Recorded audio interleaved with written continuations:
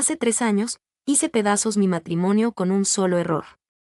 Una noche imprudente con mi jefe que, en mi propia ceguera, me convencí de que no significaba nada. Cuando mi esposo se enteró, no hubo gritos. No aventó cosas contra la pared, no dio un portazo para marcharse. Me miró, con una calma que ahora me hiela la sangre, y me dijo, podemos arreglar esto. Y yo, como una niña asustada, le creí. Ayer, mientras él se bañaba, tomé su celular. Fue solo un segundo, solo para callar un presentimiento que me arañaba el pecho y que no podía explicar. Y lo que encontré me hizo entender que nunca me perdonó. Ni por un instante. Antes pensaba que lo peor de ser infiel era que te descubrieran. Estaba equivocada. Lo peor es lo que viene después, el silencio, la espera, esa sensación de que cada momento ordinario está haciendo equilibrio al borde de un abismo que podría tragarte en cualquier segundo. Hace 3 años, me enredé con mi jefe. Incluso ahora, decirlo en voz alta se siente irreal, como si estuviera contando el chisme de una vecina y no mi propia vida. No fue una de esas grandes historias de amor, de esas que queman el mundo. Fueron noches largas en la oficina, fechas de entrega que se apilaban, frustraciones compartidas que se volvían risas. Luego algo más suave. Luego algo que debí detener, y no lo hice. Me dije a mí misma que era temporal, una ilusión pasajera. Me juré que no significaba nada. Esa mentira me duró exactamente 12 días. Mi esposo se enteró un martes por la tarde. Lo recuerdo bien porque apenas iba cruzando la puerta, todavía con los tacones puestos, repasando en mi cabeza excusas que jamás llegué a usar. Él estaba sentado en la mesa del comedor, con su teléfono enfrente y mis mensajes abiertos en la pantalla. No levantó la voz. No golpeó la mesa ni me exigió explicaciones. Solo hizo una pregunta, en un susurro casi ausente, ¿es verdad? Pude haber mentido. Lo pensé por medio segundo. Sentí que el instinto de supervivencia subía por mi garganta como un animal acorralado. Pero su cara me detuvo. No había rabia en sus ojos. Todavía no. Solo había una quietud absoluta, una calma muerta que dolía 1000 veces más que cualquier grito. Así que asentí. Y así, en un parpadeo, todo cambió. Los días que siguieron fueron una neblina de pláticas que se arrastraban hasta la madrugada, de lágrimas que parecían no tener fin, de silencios que retumbaban más fuerte que cualquier palabra. Yo esperaba que me dejara. Cada hueso de mi cuerpo se preparaba para el golpe, para el momento en que él decidiera que yo ya no valía la pena. Pero no lo hizo. En su lugar, sugirió ir a terapia. Recuerdo haberme quedado mirándolo, tratando de entender cómo habíamos llegado a esa orilla. Como un hombre que tenía todos los motivos del mundo para largarse, me estaba ofreciendo quedarse a reconstruir la casa que yo misma había incendiado. No tenía sentido. No en mi forma de entender el amor. No en mi forma de entender las consecuencias. ¿Por qué?, le pregunté una madrugada, cuando la casa se sentía inmensa y asfixiante al mismo tiempo. Tardó mucho en responder. Siempre lo hacía desde entonces, como si cada palabra tuviera que pasar por un colador en su mente antes de soltarla. Porque no quiero tomar una decisión que no pueda deshacer, dijo por fin. No mientras siga enojado. No mientras siga herido. Sonaba razonable, medido, casi clínico. Pero había algo escondido debajo de esas palabras, un eco que se quedó flotando en el cuarto mucho después de que nos callamos. La terapia fue peor de lo que imaginaba. Sentarme en esa silla, frente a una extraña que hacía las preguntas de las que ambos huíamos, nos obligó a poner toda la basura sobre la mesa. No había dónde esconderse, ni forma de fingir que estábamos mejor de lo que realmente estábamos.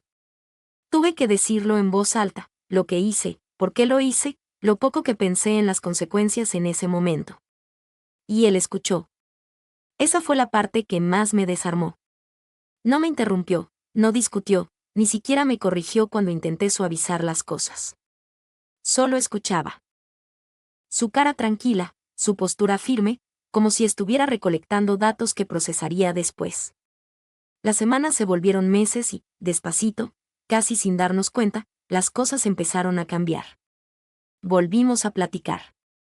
Ya no solo del engaño, sino de todo lo demás, el trabajo, la familia, esos detallitos mundanos del día a día que antes dábamos por sentados y que ahora se sentían de cristal, como si estuviéramos aprendiendo a caminar de nuevo. Empezó a buscar mi mano otra vez. La primera vez que pasó, me quedé congelada. No sabía qué hacer, no sabía si me lo merecía. Sus dedos se cerraron sobre los míos con una certeza tan callada que me hizo un nudo en el pecho. No fue de telenovela, no estuvo acompañado de una gran declaración. Fue un gesto simple, pero se sintió como un milagro. Lo estoy intentando, me dijo esa noche, con la voz bajita, casi dudando. Yo también, le contesté. Y por primera vez desde que el mundo se nos vino abajo, me lo creí. Armamos nuevas rutinas. Cenas juntos, los mandados del fin de semana, pequeñas tradiciones que hicieron que la casa volviera a sentirse nuestra, y no solo un hotel de paso. Volvimos a reír, primero con miedo, y luego con tanta libertad que casi se sentía natural. Casi. Aunque, claro, había momentos en los que algo parpadeaba bajo el agua. Una mirada que duraba un segundo de más. Una pausa en la plática que se sentía demasiado pesada. Yo lo notaba, por supuesto que sí, pero me repetía que era normal. Que sanar no es una línea recta, que la confianza no regresa de golpe. Eso era lo que decía la terapeuta también. Sanar toma tiempo, nos repitió 1000 veces con su voz de seda. Lo que importa es que ambos están comprometidos con el proceso. Y lo estábamos. O al menos, eso era lo que yo creía. Pasó un año, luego 2, luego 3. El engaño se convirtió en ese fantasma del que ya casi no hablábamos. No porque no importara, sino porque ya no dictaba cada respiro, cada decisión, cada silencio entre los dos. Avanzábamos lento pero seguros, construyendo algo que se sentía firme. Algo que se sentía de verdad. O a lo mejor, yo solo moría de ganas de que lo fuera. Viéndolo a la distancia, hubo señales que no quise entender. Cositas que no cuadraban, detalles que parecían tonterías por sí solos, pero que formaban un patrón que nunca me detuve a mirar. La forma en que a veces me observaba cuando creía que yo no lo veía, con una mirada indescifrable, casi lejana. La manera en que se quedaba callado a mitad de una plática, como si su mente se hubiera ido a otro lado. Me decía a mí misma que no era nada. Que estábamos bien. Y por un buen rato, me lo creí con toda el alma. Hasta ayer. Hasta el momento en que la tierra se volvió a abrir bajo mis pies. No fue con una explosión ni con un pleito a gritos. Fue con algo mucho más silencioso, mucho más frío.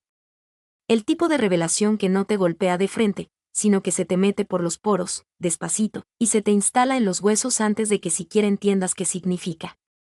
Él estaba en la regadera. El sonido del agua cayendo llenaba la casa, constante y familiar. Yo estaba en la sala, deslizando el dedo por la pantalla de mi celular, tratando de ignorar una punzada que no sabía nombrar. No eran celos. No exactamente. Era más bien un zumbido bajito y necio, algo escarbando justo debajo de mis pensamientos. Yo no planeaba revisar su teléfono. Se los juro que no. Pero entonces lo vi sobre la barra de la cocina. La pantalla oscura, al alcance de mi mano. Y antes de poder frenarme, antes de poder meterle cabeza al asunto, lo agarré. Solo un segundo, me mentí. Solo para demostrarme que no había nada, solo para apagar ese zumbido. Lo desbloqueé. Y ahí fue cuando la madeja se empezó a deshacer. La pantalla se iluminó suavemente en mi mano, tan familiar que casi me sentí intrusa. Había visto su teléfono 1000 veces, se lo había pasado, lo había levantado sin pensar, había mirado sus notificaciones de reojo. Nunca había tenido motivos para dudar. Hasta ese instante. Me quedé parada en el silencio, con el ruido del agua al fondo anclándome a la realidad. Mi pulgar temblaba sobre la pantalla, mientras mi cabeza ya buscaba excusas. Esto no era desconfianza, me dije. No eran sospechas. Era necesidad de certeza. Y la certeza, me di cuenta después, puede ser un arma muy peligrosa. Primero abrí sus mensajes. Nada raro. Grupos del trabajo, un chat con su hermano organizando una carnita asada para el fin de semana, un par de correos sin leer. Todo se veía exactamente como debía verse, ordinario, predecible, hasta reconfortante. Solté un suspiro que no sabía que estaba aguantando. Y por un microsegundo, pensé en dejar el aparato donde estaba y hacer de cuenta que esto nunca pasó. Debía hacerlo. Pero seguí buscando. No era una idea clara lo que me empujaba, ni una intención concreta. Era ese mismo zumbido, esa sensación sutil de que algo estaba tantito chueco, como un cuadro en la pared que solo tú notas que está mal colgado. Abrí su aplicación de notas. Al principio, era lo típico. Listas del súper, recordatorios, ideas sueltas para proyectos, pensamientos al azar escritos a mitad del día.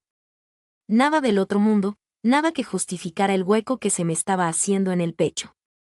Y entonces la vi. Una carpeta con candado. No estaba escondida.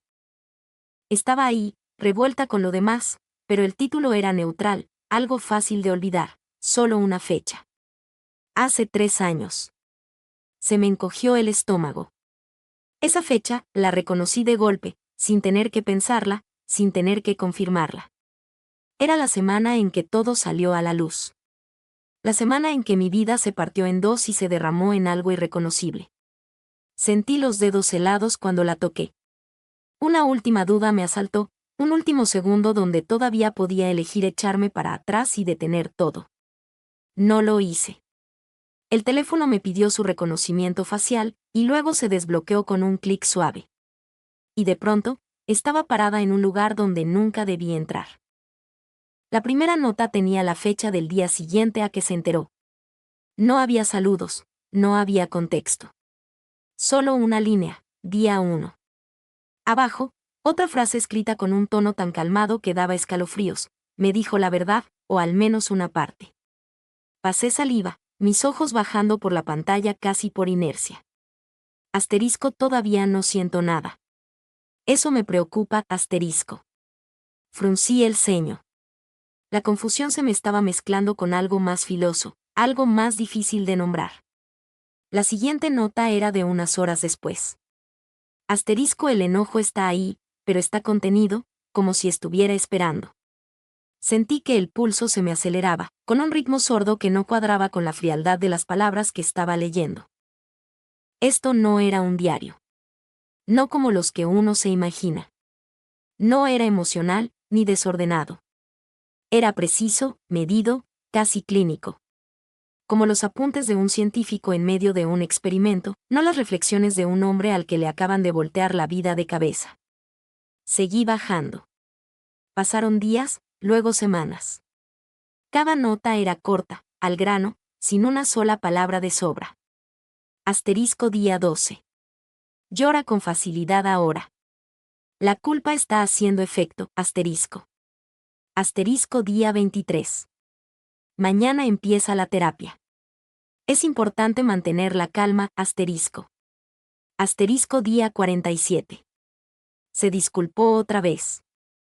Esta vez se sintió más ensayado, asterisco. Se me cortó un poco la respiración. Un pinchazo de incomodidad se me instaló en el pecho. Asterisco, ensayado, seguí leyendo. Asterisco, día 61. Lo está intentando. Lo veo. Pero no cambia lo que pasó, asterisco. Asterisco, día 89. La terapeuta preguntó si estoy listo para perdonar. Dije que sí, asterisco. Hubo una pausa en las notas.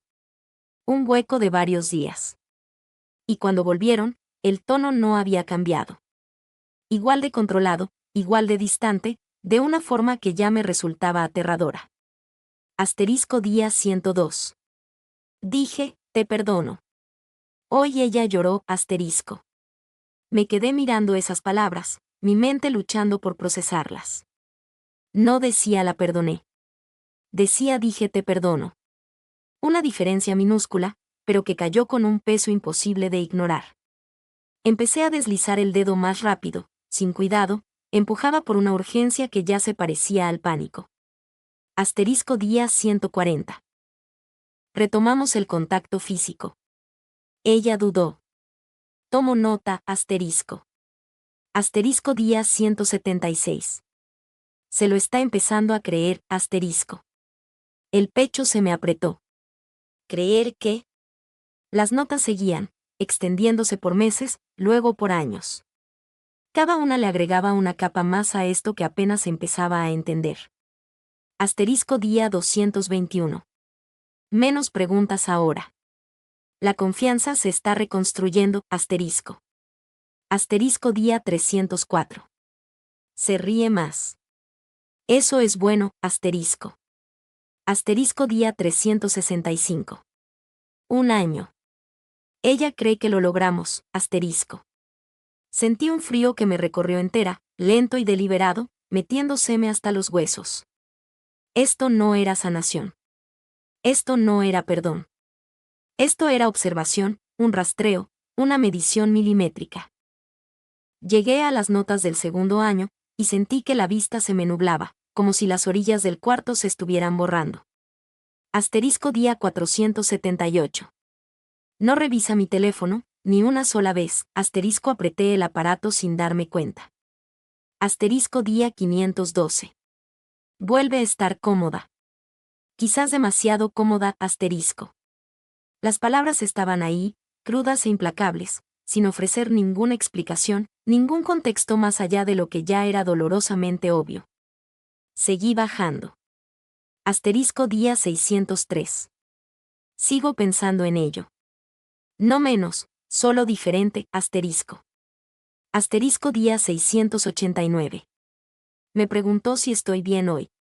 Dije que sí, asterisco. Otra pausa. Otro hueco.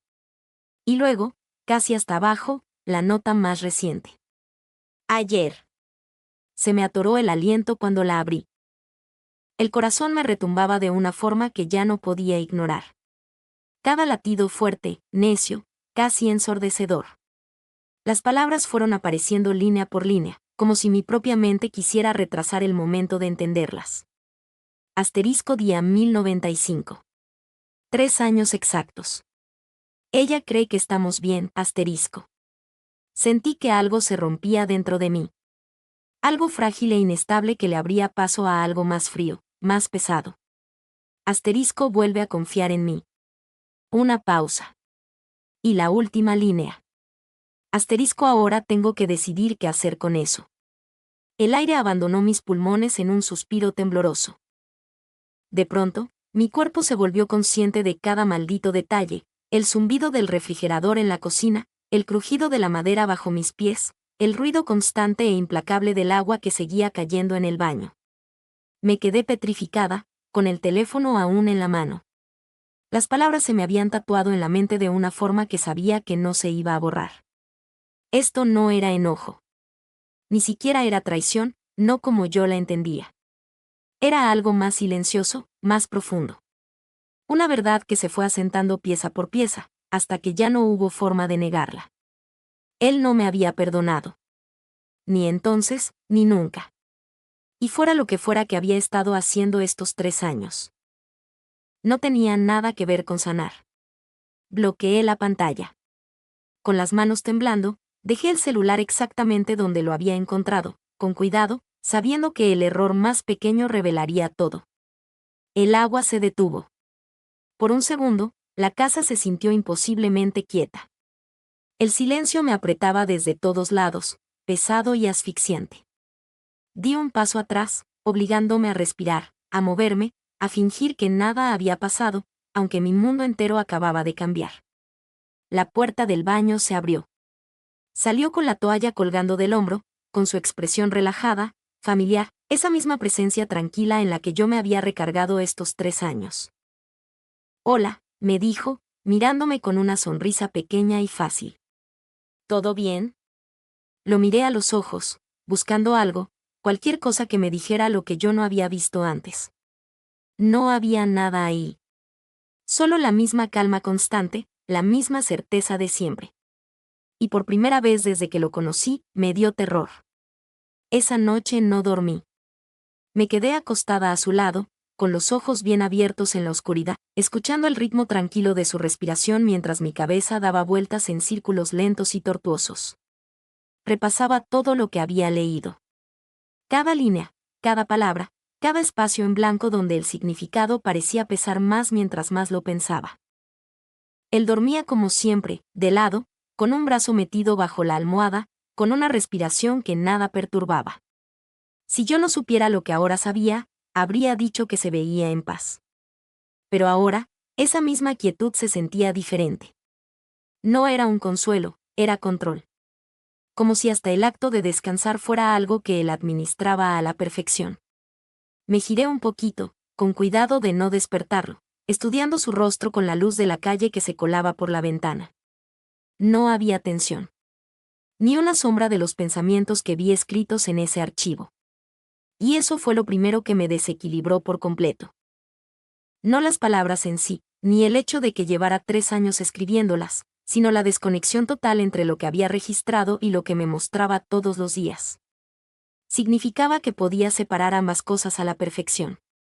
Para cuando amaneció, ya me había convencido de una verdad simple y muy peligrosa. Yo ya no conocía a mi esposo. La revelación no llegó con ataques de pánico ni lágrimas. Llegó en silencio, acomodándose en mi pecho con una claridad fría que se sentía casi lógica. Si los últimos 3 años habían sido, en parte, una actuación. Si hasta una porción de lo que habíamos reconstruido estaba moldeada por un plan y no por instinto, entonces todo lo que yo creía entender tenía que ser cuestionado. Y así empecé. Primero despacito, y luego con una concentración absoluta. No a repasar mi infidelidad, eso ya lo había desmenuzado 1000 veces en terapia hasta que solo me quedó arrepentimiento y una vergüenza sorda, sino a repasar todo lo que vino después. Cada plática, cada gesto, cada instante que yo había sentido como genuino, como real. Lo primero que noté fue lo consistente que había sido. En su momento, yo lo tomé como una señal de fortaleza, de control emocional, de madurez. Ahora lo veía distinto. Nunca explotó, nunca levantó la voz, nunca permitió que el coraje saliera a flote de ninguna forma visible.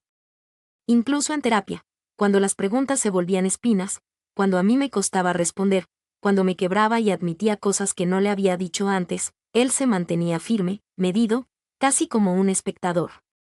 Recordé una sesión en particular, a los 6 meses. La terapeuta le preguntó directo, ¿confías en ella? Hubo una pausa.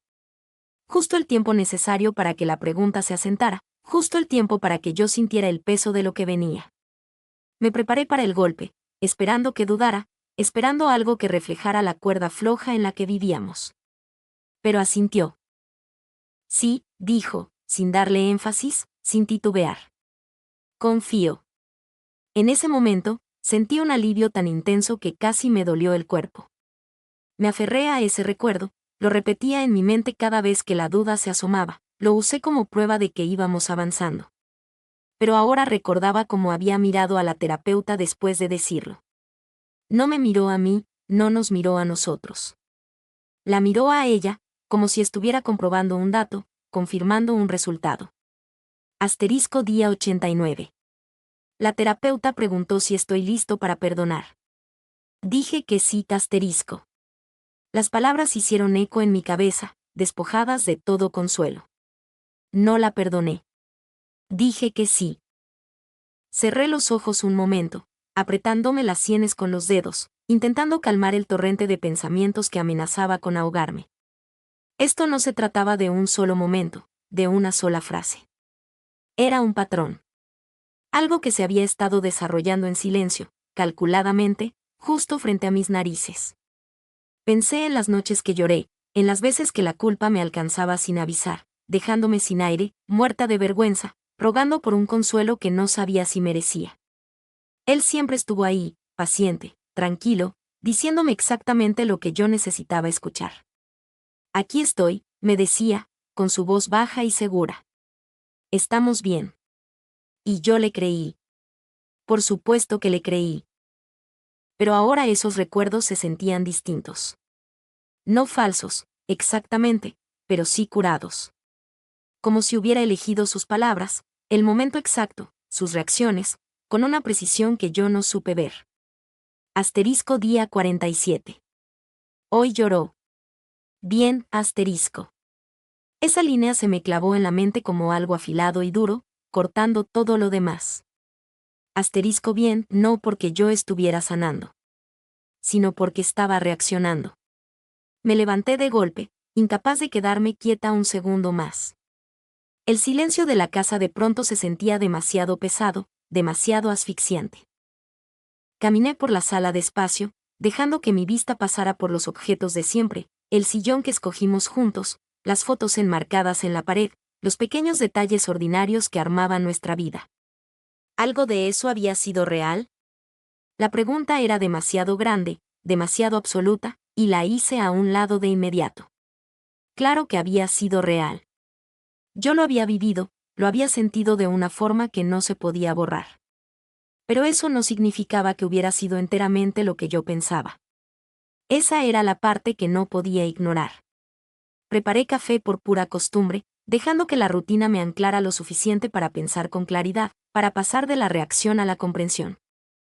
Si lo que había visto era cierto, si las notas eran un reflejo de su proceso interno, entonces tenía que haber más. Los patrones no existen en el aire.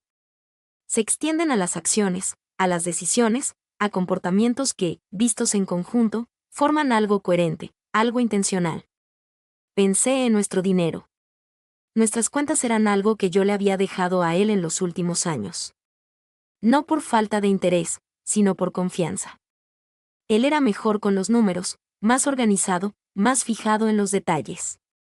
Tenía sentido dejarlo tomar el timón, sobre todo en una época en la que estábamos enfocados en reconstruir otras partes de nuestra relación.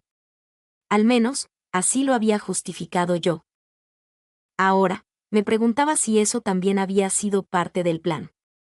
Caminé hacia el pequeño escritorio en la esquina, donde guardábamos los documentos, los estados de cuenta, las cosas que no usábamos a diario pero que queríamos tener a la mano.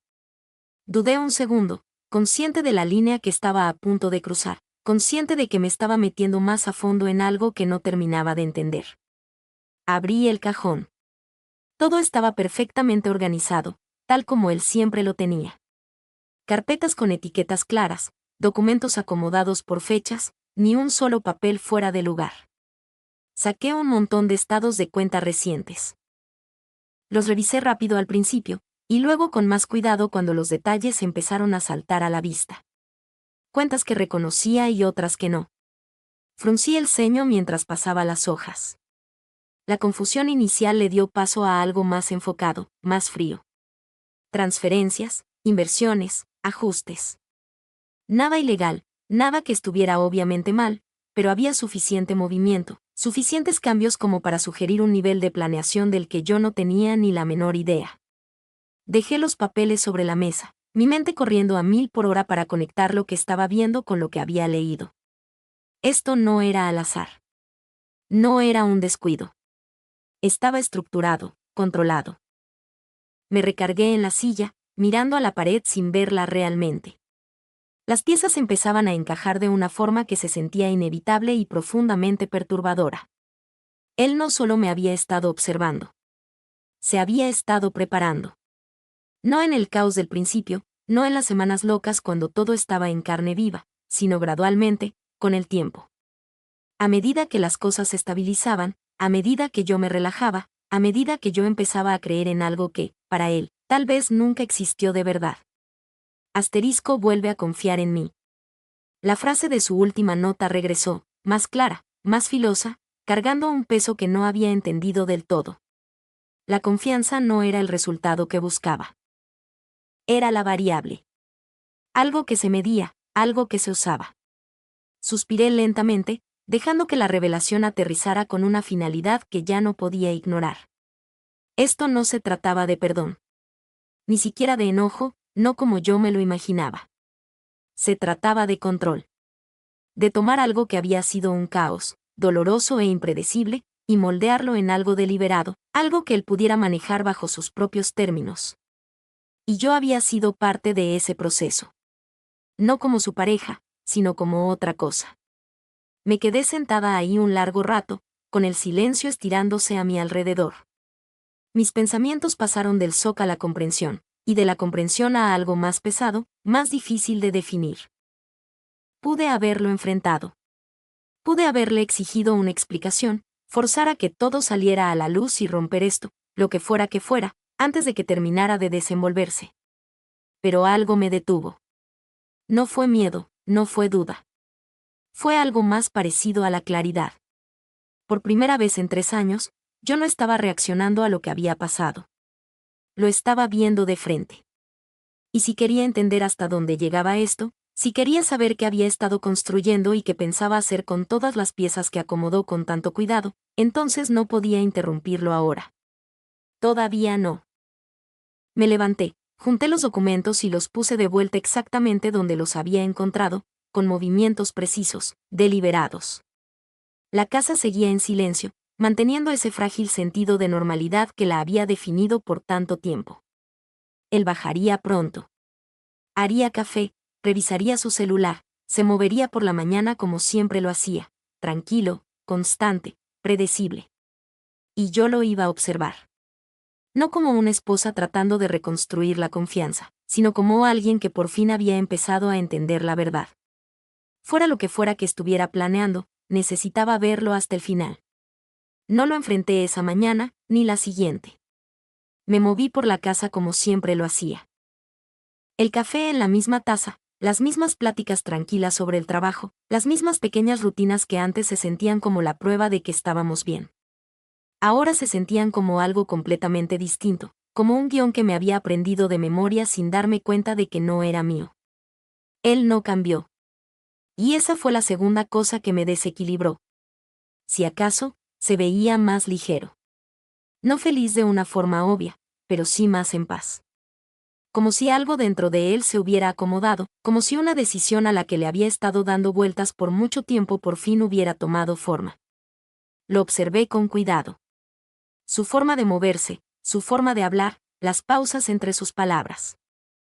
Cada detalle se sentía más nítido ahora, más definido, como si lo estuviera viendo en alta resolución por primera vez. Y entre más lo observaba, más claro se volvía. Estaba esperando. ¿Qué? Aún no lo sabía. Pero se notaba en la forma en que revisaba su teléfono un poco más seguido, en la forma en que a veces se perdía en sus pensamientos a mitad de una plática, con una expresión indescifrable que duraba un segundo de más. Pasaron 3 días así, suspendidos en una tensión silenciosa, hasta que por fin llegó el momento. No con una explosión, no descubriendo un gran secreto, sino con algo muchísimo más ordinario. Una carta. Llegó por correo un jueves por la tarde, revuelta entre los recibos y la propaganda, el tipo de sobre que casi ignora sin pensar. Él lo tomó de la barra de la cocina, lo miró de reojo y lo hizo a un lado sin abrirlo. Eso en sí mismo no era raro. Lo raro fue como sus dedos se quedaron acariciando el papel una fracción de segundo de más. Yo lo noté. Por supuesto que lo noté. Más tarde esa noche, después de cenar, mientras él estaba en la cochera, agarré el sobre. No venía a mi nombre. Venía al suyo. El remitente era un despacho de abogados en el centro. Uno que reconocí vagamente, no porque lo hubiéramos usado, sino porque había pasado por ese edificio 1000 veces sin prestarle atención. Hasta ahora. No lo abrí.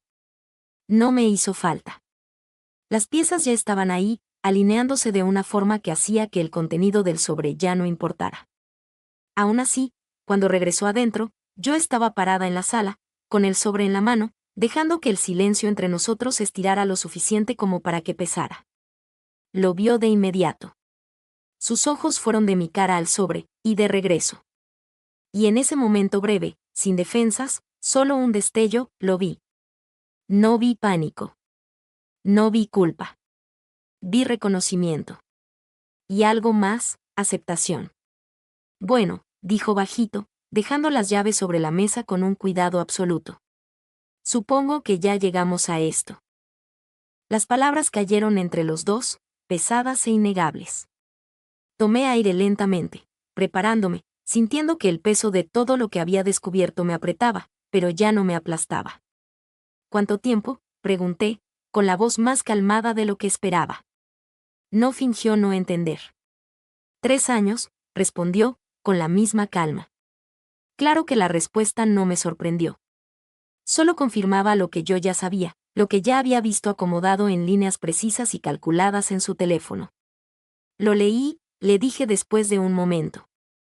Tus notas. Hubo otra pausa. Esta vez no desvió la mirada. Entonces ya sabes, dijo. No fue una pregunta. No, le contesté suavecito. Sé una parte. Quiero escuchar el resto de tu boca. Por un largo minuto, ninguno de los dos se movió. La casa se sentía demasiado callada, demasiado quieta, como si hasta el aire estuviera esperando a que algo se rompiera. Luego asintió una sola vez. Un movimiento pequeño y decisivo que se sintió como cerrar una puerta que llevaba abierta muchísimo tiempo. Está bien. Nos sentamos a la mesa, uno frente al otro, en el mismo lugar donde habíamos tenido tantas pláticas antes. Algunas difíciles, otras ordinarias. Pero ahora todas cobraban otro sentido con lo que yo ya sabía. Apoyó las manos en la mesa, con los dedos entrelazados sueltos. Su postura era relajada pero alerta, como alguien que se prepara para explicar algo muy complejo en los términos más simples posibles. No lo planeé, empezó, con la voz nivelada, controlada. No al principio. Lo escuché sin decir nada, dejando que siguiera. El día que me enteré, pensé en irme. Claro que sí. Ese fue el primer instinto. Hizo una pausa breve, su mirada perdiéndose en algún punto detrás de mí, no evadiéndome, sino recordando. Pero también sabía que cualquier decisión que tomara en ese momento, enojado y herido, iba a definir todo lo que viniera después. Y por eso te quedaste, le dije. Sí. ¿Por qué? Me miró. Pero de verdad me miró. Con una expresión indescifrable, pero que no estaba vacía. Porque necesitaba entender qué carajos le acababa de pasar a mi vida, dijo simplemente. Y no podía hacer eso si salía corriendo de inmediato. La respuesta era razonable. Casi demasiado razonable. ¿Y las notas?, pregunté. Hubo un ligero cambio en su cara, apenas visible, pero suficiente. Eso vino después, admitió.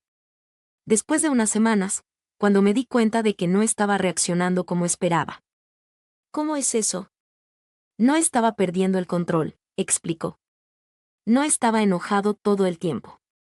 Estaba pensando, observando, tratando de encontrarle sentido. Observando.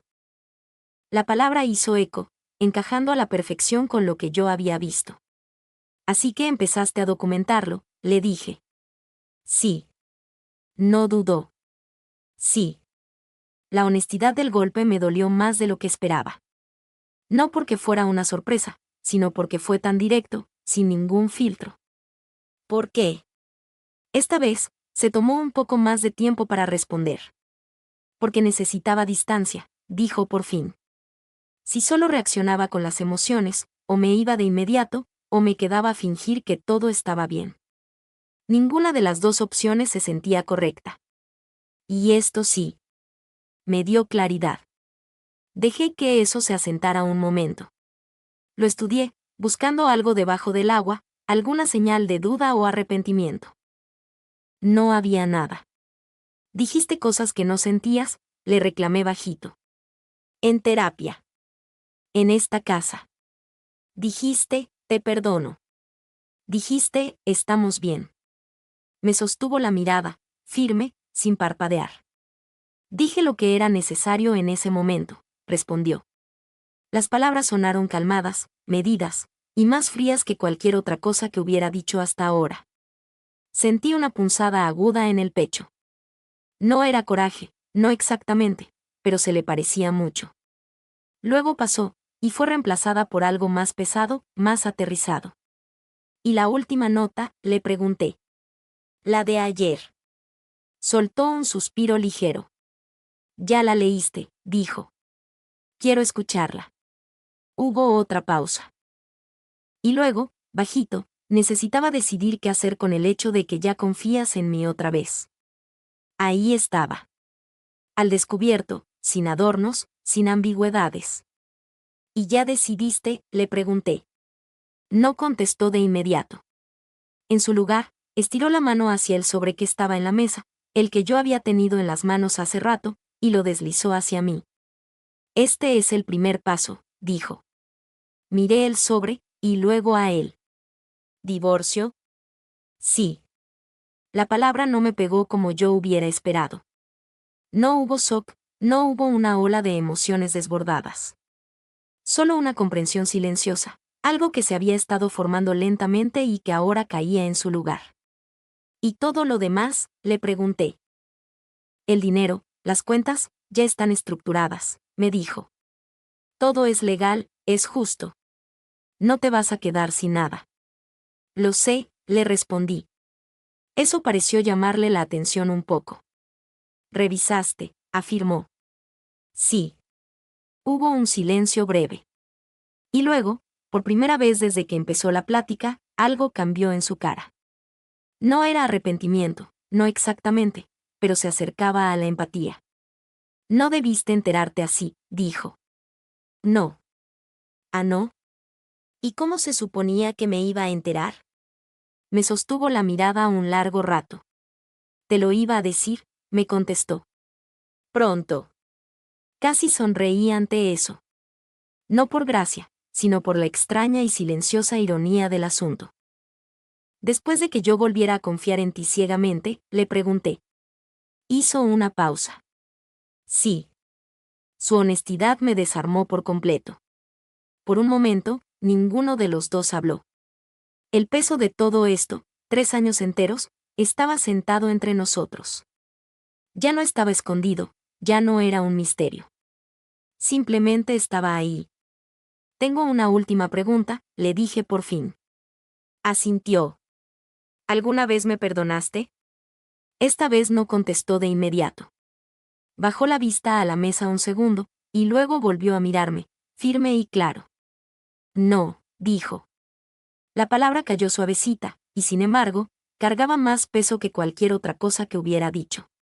No sonó enojado, ni amargado. Solo sonó a verdad.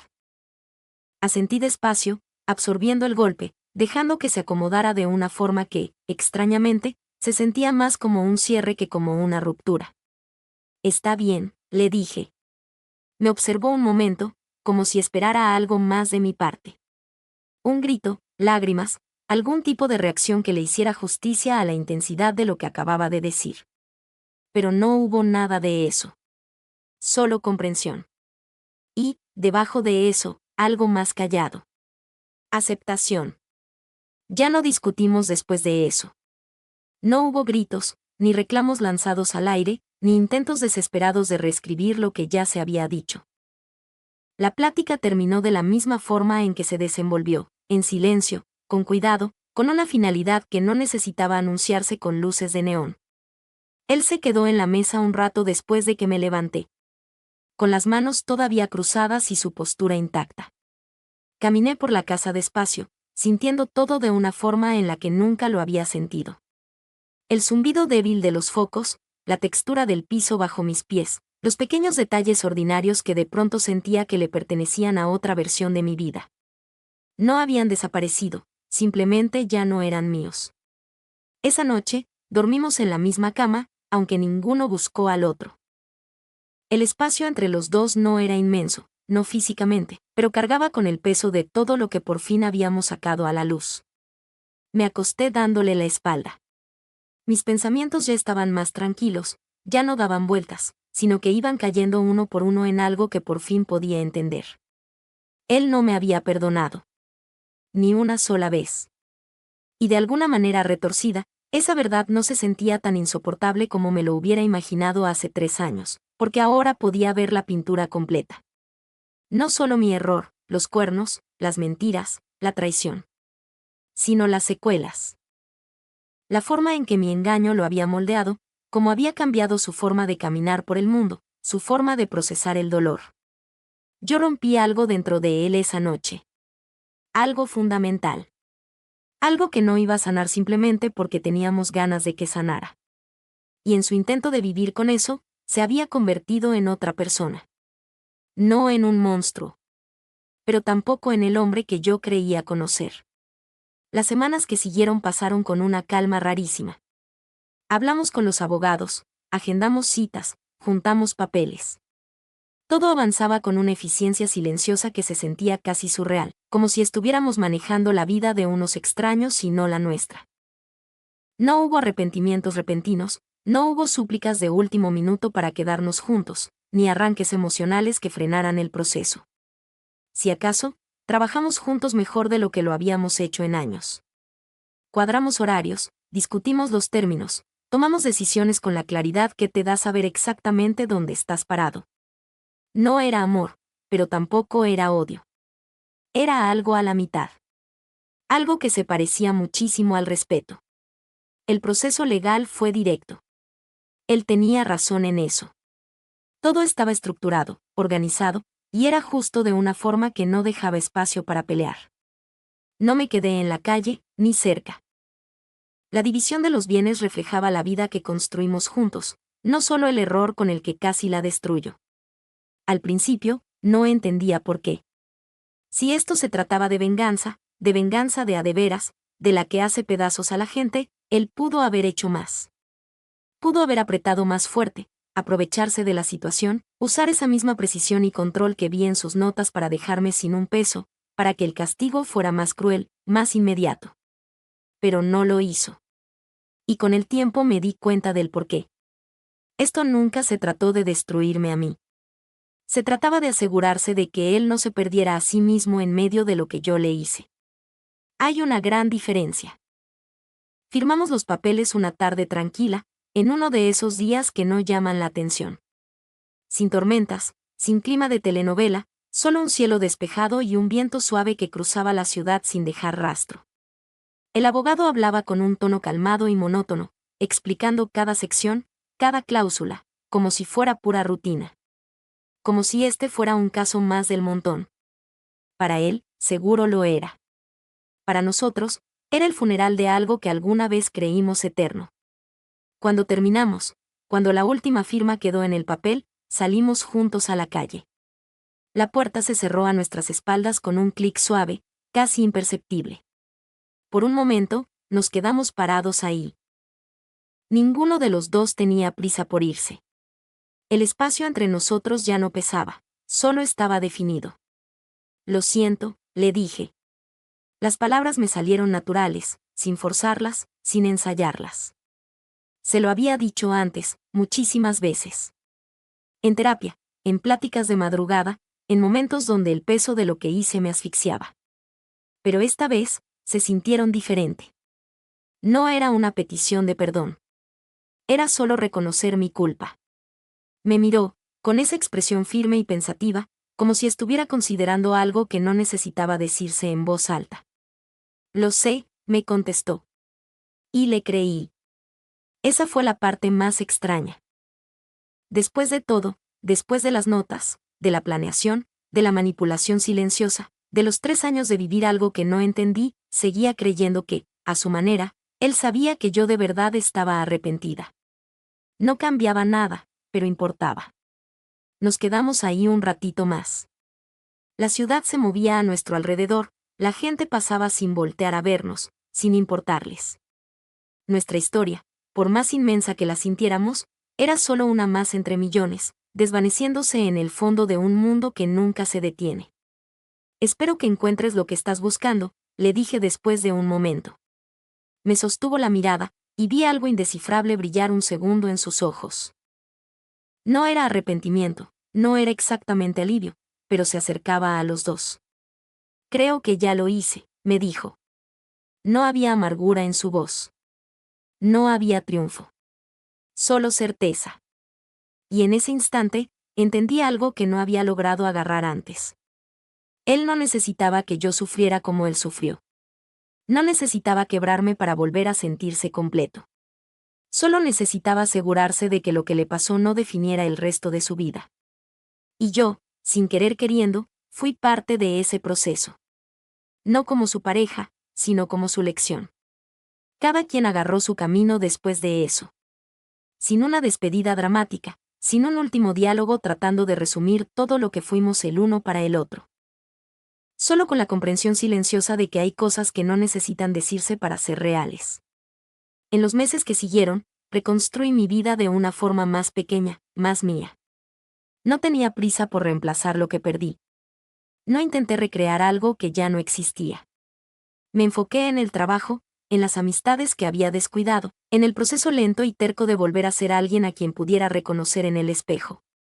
Y a veces, muy noche, cuando la casa está en silencio y mis pensamientos ya no tienen a dónde correr, pienso en esos 3 años.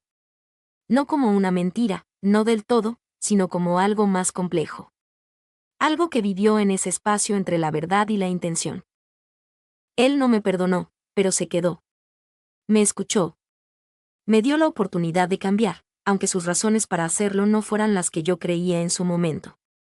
Y tal vez, esa fue su propia forma de piedad. No la piedad que yo quería, pero sí la que yo necesitaba. Porque al final, lo más difícil no fue perderlo. Fue entender exactamente por qué lo perdí. Y aceptar que hay cosas que, una vez que se rompen, no vuelven a ser las mismas. No porque la gente no le eche ganas, sino porque la verdad de lo que pasó se le impregna a todo lo que viene después. Él no me arruinó la vida. No me quitó todo ni me dejó tirada solo con mi arrepentimiento. Hizo algo mucho más callado que eso. Algo que dura mucho más. Se aseguró de que yo tuviera que aprender a vivir con lo que hice. Y lo peor de todo, es que por fin entiendo por qué. Si esta historia se te quedó en el pecho, si te dejó pensando en la confianza, en el perdón, o en las consecuencias que trae una sola decisión, tómate un momento para dejar tus pensamientos aquí abajo. Historias como esta no se tratan solo de lo que nos pasa, sino de lo que aprendemos cuando el polvo se asienta. Y si quieres seguir escuchando relatos que te toquen el alma, que se sientan reales, crudos e inolvidables, te invito a suscribirte. Arrimemos otra silla al fogón, que la próxima historia ya casi empieza.